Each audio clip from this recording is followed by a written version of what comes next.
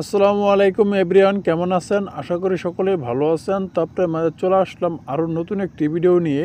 তো আজকের ভিডিওতে আপনাদেরকে দেখাবো বাংলালিংক সিমে মিস কল অ্যালার্ট সার্ভিস কিভাবে আপনি অ্যাক্টিভ করবেন। আপনার মোবাইলে যাই ফোন দিবে একটি কলও মিস হবে না, আপনি বুঝতে পারবেন আপনার সিমে কে কে কল দিয়েছিল। তো আমরা কিন্তু অনেকে বাংলালিংক সিম মিস কল অ্যালার্ট সার্ভিসটি কীভাবে অ্যাক্টিভ করতে হয় এবং কি অ্যাক্টিভ করলে কী কী সুবিধা আমরা কিন্তু অনেকেই জানি না। তো আজকের এই ভিডিওতে পুরো প্রসেসটাই দেখিয়ে দেবো এবং কী কী সুবিধা সব কিছু আপনাদেরকে বিস্তারিত এই ভিডিওতে বলে দেবো। তো বাংলালিংক সিমে miss call alert service active করে রাখলে আপনার যদি মোবাইলটা বন্ধ থাকা অবস্থা আপনাকে যাই ফোন করবে আপনি কিন্তু সঙ্গে সঙ্গে বুঝতে পারবেন যে আপনার কে কে ফোন দিয়েছিল। যখন আপনার মোবাইলটা অন করবেন বা পুনরায় বন্ধ আছে, কিন্তু যখন আপনি অন করবেন দেখতে পাবেন আপনার মোবাইলে সঙ্গে সঙ্গে মেসেজগুলো চলে আসছে আপনাকে কে ফোন দিয়েছিল। তো আপনার একটি কলও কিন্তু মিস যাবে না, আপনার বন্ধ থাকুক বা যাই থাকুক আপনি কিন্তু সব কল একদম লিস্ট আকারে দেখতে পাবেন আপনাকে কে ফোন দিয়েছিল। তো এই একটি সুবিধা পাওয়া যায় আপনার মিস কল সার্ভিস অ্যাক্টিভ করে রাখলে। তো কীভাবে আপনি বাংলালিংক সিমে অ্যাক্টিভ করবেন তার পুরো প্রসেসটা আজকের এই ভিডিওতে দেখিয়ে দেবো।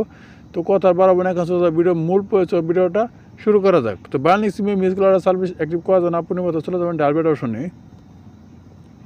তো আমি আমার ডায়াল অপশনে চলে আসলাম। ডায়াল অপশনে আসার পর এখান থেকে আপনি ডায়াল করে দেবেন *121# *121 এই কোডটা আপনি ডায়াল করে দেবেন আপনার বাংলালিংক সিমে। তো আমি আমার বাংলালিংক সিমে ডায়াল করে দিলাম। ডায়াল করার পর এরকম একটি ইন্টারফেস কিন্তু আপনার শুরু করবে। তো এখানে আপনি দেখতে পাচ্ছেন 7 নাম্বার আছে স্টপ সার্ভিস, স্টপ অল। এটা আপনি এখানে 7 উঠিয়ে দিয়ে সেন্ড অপশনের উপর ক্লিক করে দেবেন। সেন্ড অপশনের উপর ক্লিক করার পর এরকম একটি ইন্টারফেস শুরু করে এখানে আপনি দেখছেন 4 নাম্বার আছে মিস কল অ্যালার্ট, এখানে আপনি 4 উঠিয়ে দিয়ে সেন্ড অপশনের উপর ক্লিক করে দেবেন।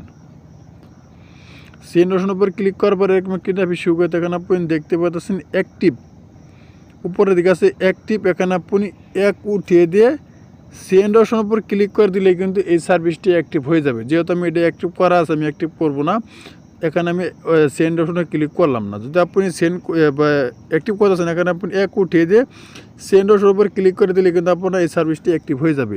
তো এই ছিল মূলত আজকের ভিডিওটা মনে ক্লিয়ারলি বুঝতে পারছেন। যদি আজকের ভিডিওটা ভালো লাগে অবশ্যই একটি লাইক করে দেবেন আর প্লিজ চ্যানেলটি সাবস্ক্রাইব করে আমাদের সাথে থাকবেন। তো সবাই ভালো থাকুন, সুস্থ থাকুন, আল্লাহ হাফেজ।